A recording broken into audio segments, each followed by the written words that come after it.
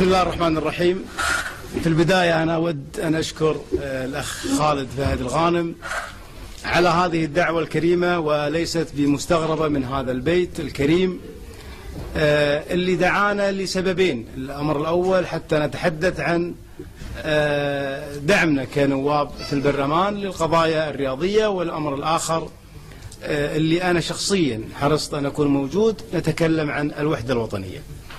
فيما يخص الرياضة الكويتية، أنا بطبيعة الحال أنا رياضي يمكن وعرباوي، عشنا فترة من الفترات كانت الرياضة الكويتية في قمة مستواها.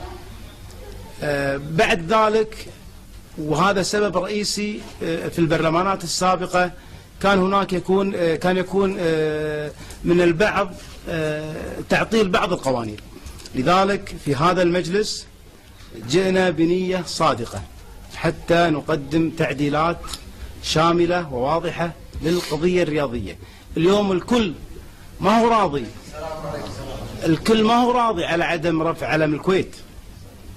نعلم مكامن الخلل في تطبيق القانون.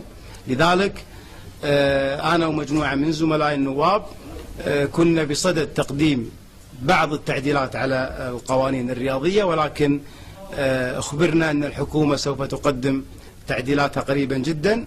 راح نشوف التعديلات إذا كانت هذه التعديلات تدعم الحركة الرياضية. احنا بعيدا عن الخلافات اللي قاعدة تصير، هذه الخلافات كانت حتى في السابق تصير لكن ما كانت تأثر على الكرة الكويتية. يمكن يذكرون كبار السن اللي هم يمكن مواليد الستينات والسبعينات ان الكويت احرزت كاس الخليج في 86 في البحرين في أوج الخلافات الرياضية. تم حل الاتحاد، كان آنذاك رئيس الاتحاد الشيخ فهد الأحمد، وفهد الأحمد الشهيد رحمة الله عليه، وأسند الاتحاد إلى عبد العزيز المخلد. في خلال أسبوع واحد أحرزت الكويت كاس الخليج، وهذا دليل على أن الخلافات الرياضية لا تؤثر على الإنجازات الكويتية. اليوم على اختلاف توجهاتنا السياسية، ولكن نتفق أن نريد أن تعيد الرياضة كما كانت وأن تنافس الكويت في جميع البطولات الخارجية. في الختام أنا لا يسعني إلا نشكر العم أبو خالد والأخ خالد الفهد على هذه الدعوة الكريمة.